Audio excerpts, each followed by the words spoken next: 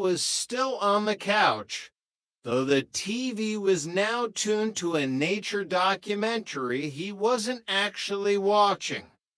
"And how was girls' night out?"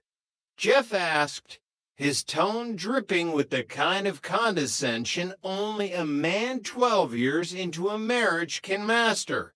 "Did you guys play truth or dare? Try on each other's bras? Tell me there were pillows involved." Audrey kicked off her heels with a groan of relief. "Actually, it was fun. You'd be surprised, Jeff. Once you get those girls out of the office, they are not afraid to drink. They're like sailors, but with better hair."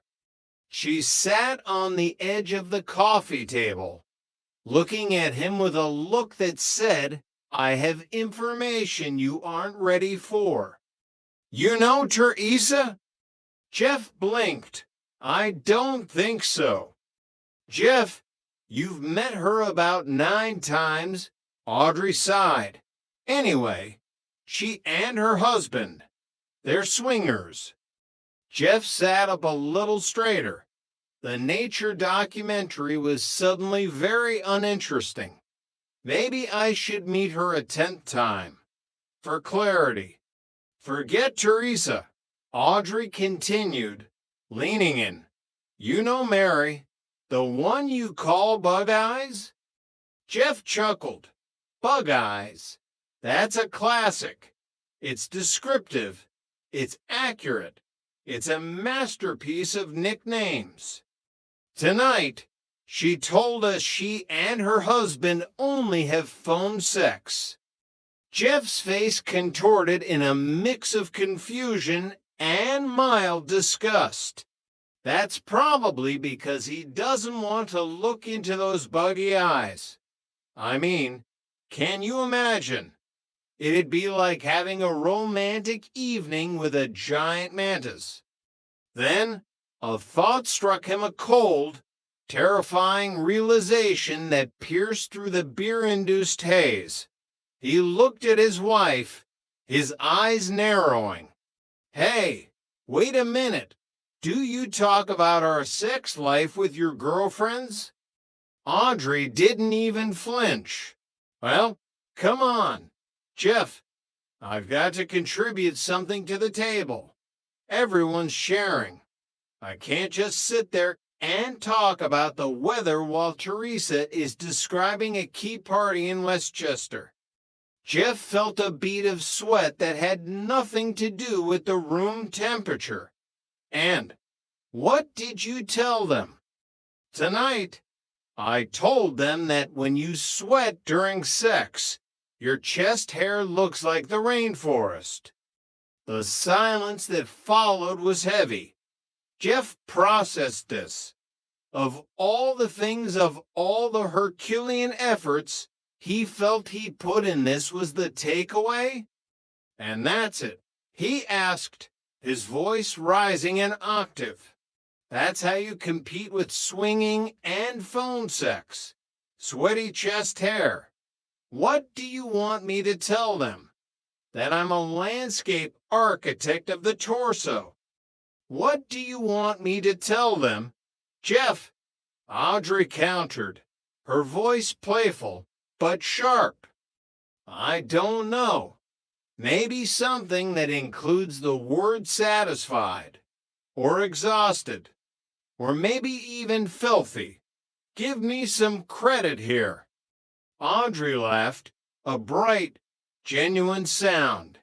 "Yeah. Are those the kind of stories you tell Russell and Adam?" Jeff crossed his arms, regaining his dignity. "I don't tell stories to them. I'm a gentleman." "Oh, please." Audrey rolled her eyes. "Do not tell me you guys don't talk about sex." "They do," Jeff admitted, his voice dropping to a conspiratorial whisper. "Adam implies things, mostly because he's terrified of his own shadow. Russell gives details terrifying. anatomical details and usually demonstrates with the salt and pepper shakers if we're at the diner. But me, I keep it locked down." He paused, a devious glint in his eye. "Maybe now I'll just tell them everything." "Everything?"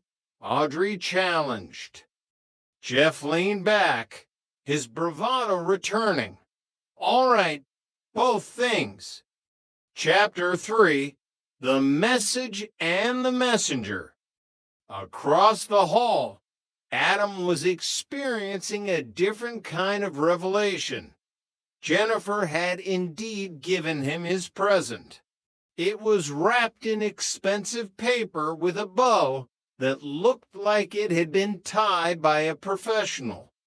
"Go ahead, open it," Jennifer chirped, her eyes wide with anticipation. Adam tore the paper away, his mind still hoping for a gadget, a tool, or something with a battery. What he found instead was leather and a strap. "Is it a machine that makes your clothes fall off?"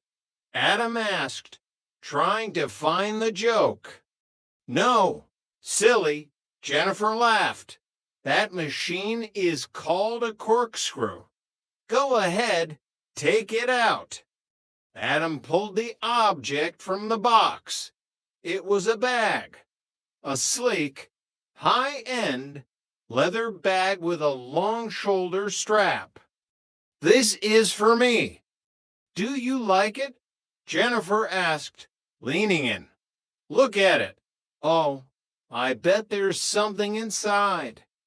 Adam reached into one of the many compartments and pulled out a soft, padded piece of material.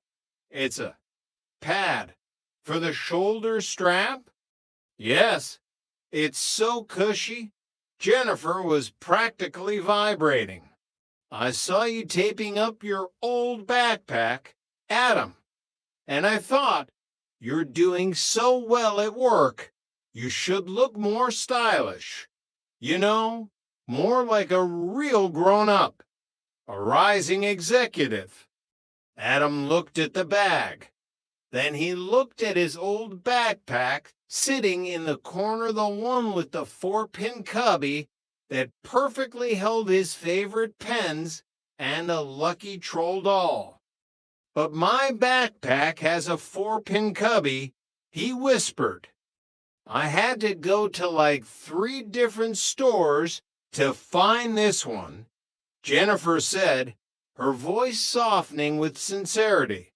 "I was so excited when I saw it. The other ones weren't this great.